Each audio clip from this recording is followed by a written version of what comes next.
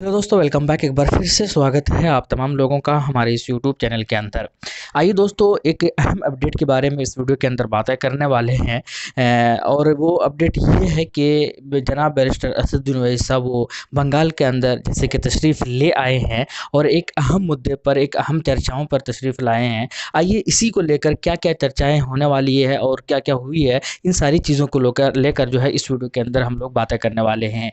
जैसे कि इसी साल अप्रैल मई के अंदर यानी कि लगभग 3 महीने के बाद जो है वो वहाँ पर इलेक्शन होना है, चुनाव होना है बंगाल के अंदर। और एक बंगाल की अगर बात की जाए तो 294 यानी 294 सीट है टोटल वहाँ पर। और मुसलमानों की आबादी की मुसलमानों की अगर सीटों की बात की जाए तो 70 से 80 सीट ऐसे हैं जहाँ पर मुसलमानों की एक अहम किरदार रहती है किसी को भी जीत या हार दिलाने के अंदर। लेकिन हम बात करेंगे कि एआईएम की नज़र कितनी सीटों पर है, तो जी हाँ, अभी फ़िलहाल अगर इनिशियली अभी के मुद्दों की अगर बात की जाए, अभी की चर्चाओं के बेस पर अगर बात की जाए तो 70 सीटों पर निगाह है। हालाँकि इतने सीटों पर चुनाव लड़ेंगे नहीं, अभी ये फाइनल डिसीज़न भी आना है। लेकिन चूँकि चर्चाएँ चलती है, उसको फिर किसको कंसीडर किया जाना है, क्या नहीं जाना है, किसको सर्वे में सेलेक्ट करेंगे, किसको रिजेक्ट करेंगे, ये बात की बात है। लेकिन सर्वे जो होगा इन 70 सीटों पर सर्वे किया जाना है। और वो 70 सीटों में जैसे कि मालदा 59% से ज़्यादा मुसलमानों की आबादी है, मुर्शिदाबाद 67 या 66% से ज़्यादा मुसलमानों की आबादी है, उत्तर दिनाजपुर 50% से ज़्यादा मुसलमानों की आबादी है। तो इन आबादी को देखते हुए, इन आबादी के मद्देनज़र, इन आबादी के तहत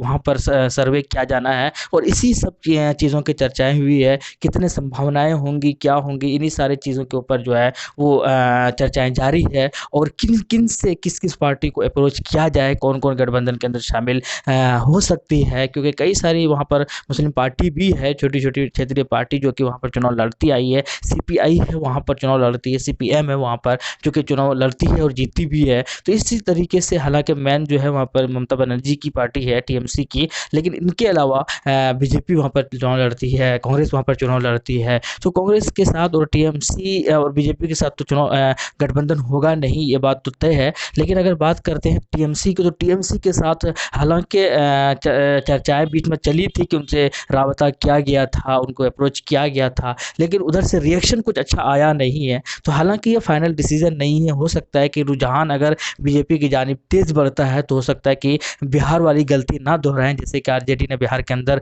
एआईएम के साथ हाथ ना मिलाकर एक बहुत बड़ी गलती की थी और सरकार भी गँवाई। बाद में उन्होंने इस चीज़ को कबूला भी, तो शायद ऐसी गलती नहीं दोहराना चाहेंगे टीएमसी की पार्टी। लेकिन चूँकि टीएमसी एक बड़ी पार्टी है, बंगाल की अगर बात की जाए तो बहुत सारी सीटों पर जीत हासिल करती हुई आई है। और उसमें उन जीत में जो है मुसलमानों की एक बड़ी तादाद है और मुसलमानों का एक बड़ा वोट बैंक है जहाँ पर टीएमसी को सपोर्ट करती है। लेकिन मुसलमानों का जो देहात वाला सेक्शन है वो टीएमसी को पसंद बिल्कुल भी नहीं कर रहा है, ये बात भी तय है। लेकिन शहरी क्षेत्र के मुसलमान जो है वो अभी भी टीएमसी को पसंद कर रहे हैं, सर्वे ऐसा बता रहा है। और गाँव के जो मुसलमानों की आबाद है, वो हालात है वो थोड़ा-सा अच्छा नहीं है, बल्कि थोड़ा क्या सबसे ज़्यादा ख़राब है पूरे हिंदुस्तान की अगर बातें की जाए तो। तो इस तरीके से सर्वे के अंदर जो है चीज़ें जारी हुई है और उम्मीद यही है, ये बात तो तय है कि एमआईएम चुनाव लड़ेगी। हालाँकि शुरू में कयास लगाए जा रहे थे, लेकिन ये बात भी कन्फर्म है और उसी के तहत वो बंगाल के अंदर आए भी हैं।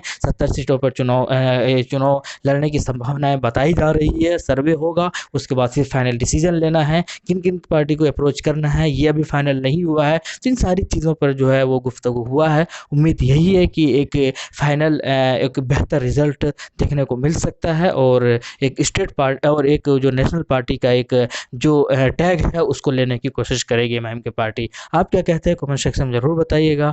मुझे लगता है कि एक बड़ी जीत हो सकती है वहाँ पर बंगाल के अंदर। मुसलमानों की तादाद 30% के आस-पास है, 30% से भी ज़्यादा है। अगर अभी की बात की जाए, अगर 2011 के सेंसस के अकॉर्डिंग अगर बात की जाए तो 28% से ज़्यादा है वहाँ पर मुसलमानों की आबादी। तो एक बड़ा फैक्टर है वहाँ पर। 294 टोटल सीट है, 70 से 80 मुसलमानों के तहत यानी कि जीत हासिल दिलवा सकते हैं। तो अब ये देखना है कि वहाँ के मुस्लिम कितने सारे, एक अच्छी खबर जो है, एक अच्छी बात जो है वहाँ पर मुसलमानों में आपस में एकता थोड़ा-सा ज़्यादा दिखाया जाता है और वो लोग सपोर्ट कर रहे हैं एआईएम को। उन लोगों का बहुत ज़्यादा रिक्वेस्ट है। तो अब ये देखना है कि क्या ये वोट में कन्वर्ट कर पाएँगे या नहीं। कमेंट सेक्शन में ज़रूर बताइएगा। शुक्रिया, जय हिंद, लव यू।